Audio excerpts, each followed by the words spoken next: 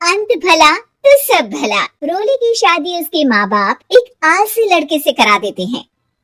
चलो, रोली की शादी हुई और हमने गंगा नहाई।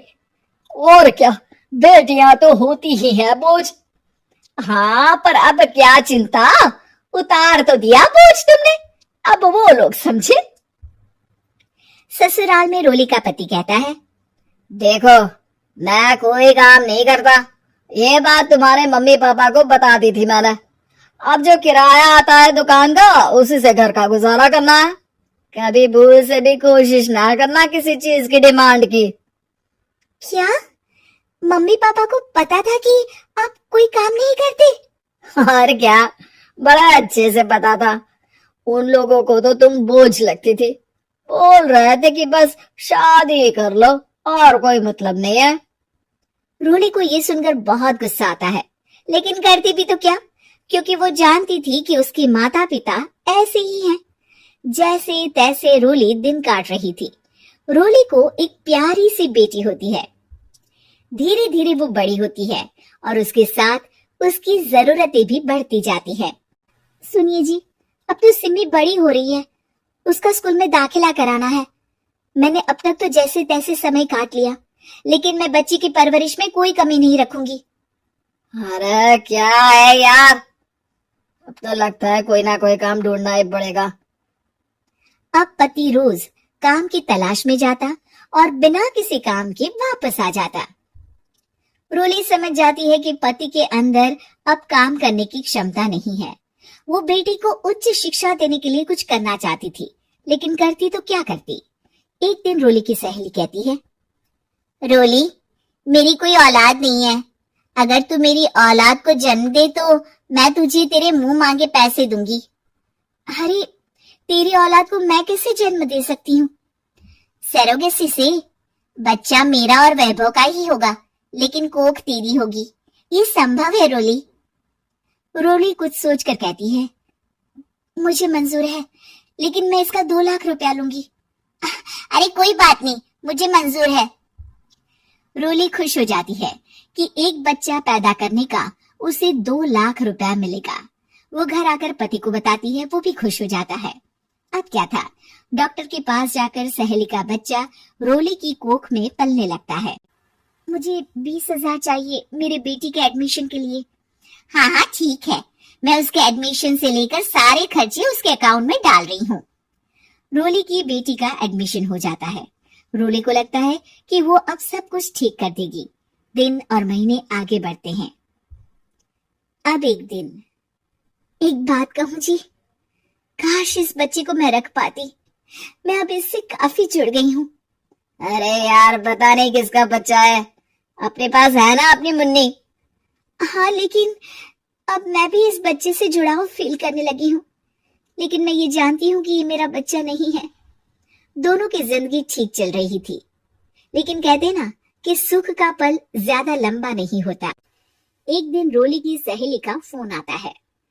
रोली, मुझे अब ये बच्चा नहीं चाहिए, मैं अपने पति को छोड़ रही हूँ। अरे लेकिन मुझे पैसों की जरूरत है, बच्चा तुम्हारा है, मैं क्या करूंगी?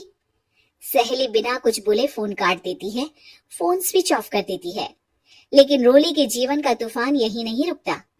रोली, मैं इतना भार नहीं उठा सकता। आज पढ़ाई का पैसा मांग रही हो, कल को शादी, कॉलेज और पता नहीं क्या क्या। मैं तुम्हें छोड़ रहा हूँ, अपनी बच्ची उठाओ और निकलो इस घर से। अरे पर मैं कर तो रही हूँ ना बच्चे के लिए काम, आप आराम से रहिए ना। क्या काम कर रही हो? देख रहा हूँ मैं। ये छोटा शहर है, यहाँ लोगों को बात बनाते वक्त नहीं लगता। तो मैं क्या करूं? ज्यादा पढ़ी लिखी नहीं हूँ, कैसे घर के खर्चे चलाऊं? और आप तो काम करना ही नहीं चाहते।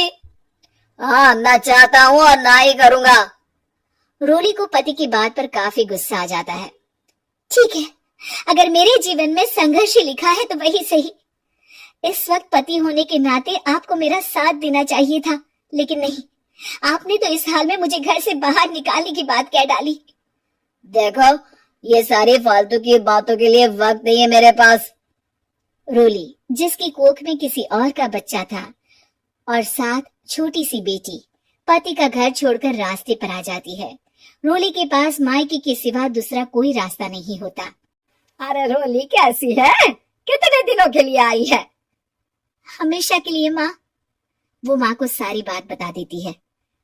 ओए लड़की, इतनी हिम्मत का काम कर लिया? अरे ना ना, यहाँ कोई जगह नहीं है। तुम तो अपना बोरिया बिस्तर उठाओ और निकलो यहाँ से। रोली के पास अब मायके का रास्ता भी नहीं बचता। वो चुपचाप बच्ची को लेकर जा रही थी कि उसे दर्द होता है और वो डॉक्टर के पास चली जाती है और फिर वहां वो एक प्यारे से बेटे को जन्म देती है। कितना प्यारा है, कितने अभागे हैं इसके माँ बाप जो इसके पैदा होने पर भी नहीं है। तभी वहां डॉक्टर आ जाती है। रोली, बच्चे के पिता तुमसे मिलना चाहते हैं। आपका बहुत बहुत शुक्रिया। मैं इस बच्चे को पालूंगा, भले ही इसकी माँ ने इसे छोड़ दिया हो, पर मैं अपनी जिम्मेदारी निभाऊंगा।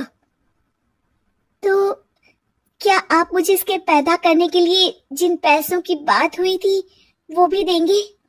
हाँ, और साथ ही आप चाहे तो मेरे घर में रहकर मेरे बच्चे की देखभाल भी कर सकती हैं। मैं उसके लिए आपको सैलरी दे दिया करूंगा।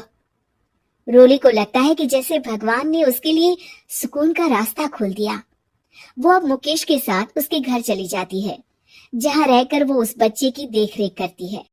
अब मुकेश के घर को रोली अच्छे से संभाल लेती है।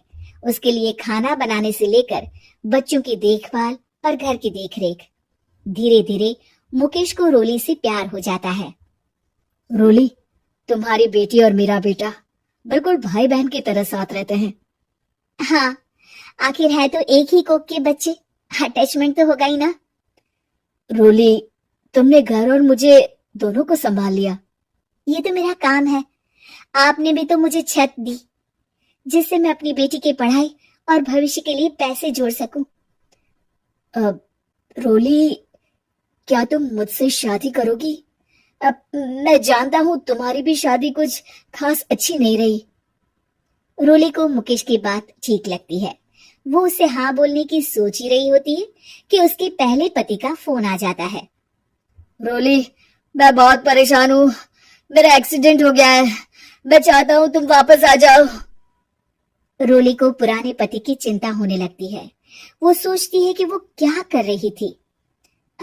हाँ ठीक है, मैं आ रही हूँ।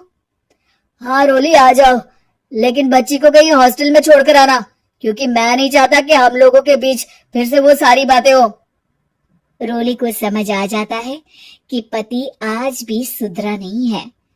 वो पति के पास जाने से इनकार कर मुकेश को हाँ कर देती है।